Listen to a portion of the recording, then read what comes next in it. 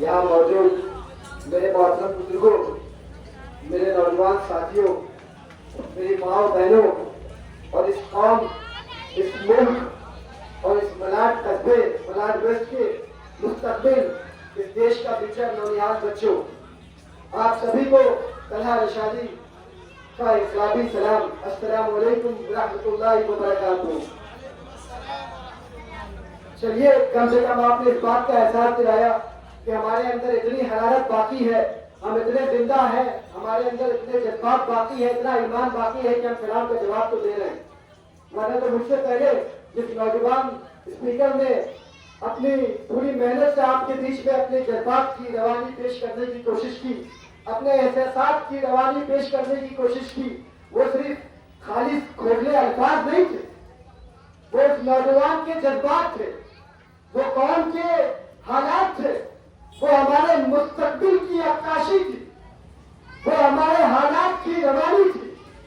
वो सिर्फ अल्फाज नहीं थे, भाषण नहीं थे, सिर्फ तकरीर खोखले अल्फाज नहीं थे, वो दर्द था हमारा, वो हमारी कौम का दर्द था, वो इन माँ बहनों का दर्द था, वो जो दाढ़ी रखे चचा बैठे हैं पहली सफ में, जिन्होंने इस देश की, इस मुल्क की आजादी भी देखी, जिन्होंने मौलाना अबुल कलाम आजाद के जामा मस्जिद की दिल्ली की सीढ़ियों के इस बयान को भी सुना होगा, अपनी आंखों से देखा होगा कि जब हिजरत कर रहे थे हिंदुस्तान की बड़ी तादाद में मुसलमान, तो मौलाना अबुल कलाम आजाद जामा मस्जिद की उन सीढ़ियों पर खड़े होकर हमें हमारे ईमान की दुहाई देते हुए, हमें इस मुल्क की दुहाई देते हुए, इस सरजमीन की दुहाई देते हुए रोका था और कहा था कि हिंदी मुसलमानों कहा जाए, ये मुल्क तुम्हारा है, इस मुल्क को तुमने आजाद कराया, तुम्हारे उलमाए किराम ने आजाद कराया, तुम्हारे अकादमीन ने आजाद कराया, तुम्हारे बाप दादाओं ने आजाद करवाया, और जब मुल्क आजाद हो गया है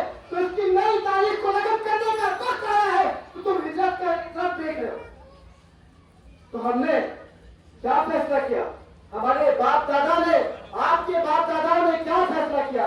उन्होंने तय किया कि जब हम इस सरजमीन में पैदा हुए हैं तो हम दफन भी इसी सरजमीन में होंगे। और उसके बाद पिछले 70 सालों में जो चचा आगे बढ़े हुए हैं, इन्होंने अपनी आंखों से देखा, इन आंखों ने क्या किया देखा। हमारे ऊपर जो जुल्म की दास्तां बयान कर रहे थे नौजवान साथी, हमारे ऊपर जो जुल्म ढाए गए, वो हमसे बेहतर इन आंखों ने देखा। पर अफसोस कि हम कहने को तो बड़ी जोर से नारा लगाते हैं कि नारे तकबीर, नारे तकबीर। क्या हम सच में जिंदा हैं? हमें सोचना होगा।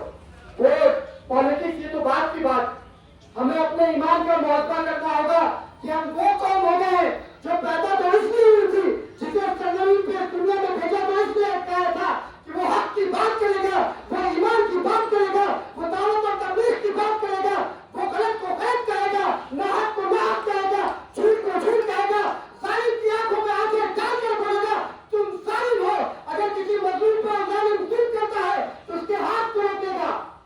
तो क्या हम कर रहे हैं? ये सोचना होगा। वक्त इस बात का है कि अपने ईमान का मुहासबा करेंगे। ईमान का जो सबसे कमजोर दर्जा है वो ये है कि आप, अगर आपकी आंखों के सामने कोई जालिम जुल्म कर रहा है, कोई गलत कर रहा है, कोई गुनाह कर रहा है, तो आप अपने दिल में कहिए कि ये गलत हो रहा है, ये जुल्म हो रहा है, जालिम को जालिम कहिए। पर अफसोस सोचिएगा कि क्या हमारे अंदर कोई ईमान बचा है कि हम जालिम को जालिम अपने मन में भी सोचते हैं? जबकि ईमान का अव्वल दर्जा तो ये था कि अगर कोई आपके सामने जुल्म कर रहा है तो अगर आपके पास ताकत है तो आप अपनी जबान से जालिम को जालिम कहिए। अगर आपके पास मजीद ताकत है तो आप आगे बढ़कर उस जालिम का हाथ पकड़ लीजिए, उसकी कलाई बना लीजिए। पर किसी मजबूर पे, किसी गरीब पे, किसी शोषित पे, किसी मजबूर पे हम ना होने दीजिए।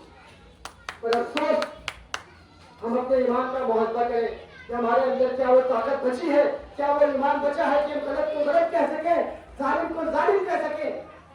मेरे मोहतरम दोस्तों, ये बात जान लीजिए कि न हम सफर न हम नशी से निकलेगा, न हम सफर न हम नशी से निकलेगा, हमारे पांव का कांटा हम ही से निकलेगा। जो दर्द मुझे है उस दर्द का एहसास मेरे भाई को होगा, मेरे बेटे को होगा, मेरी माँ और बहन को होगा। उस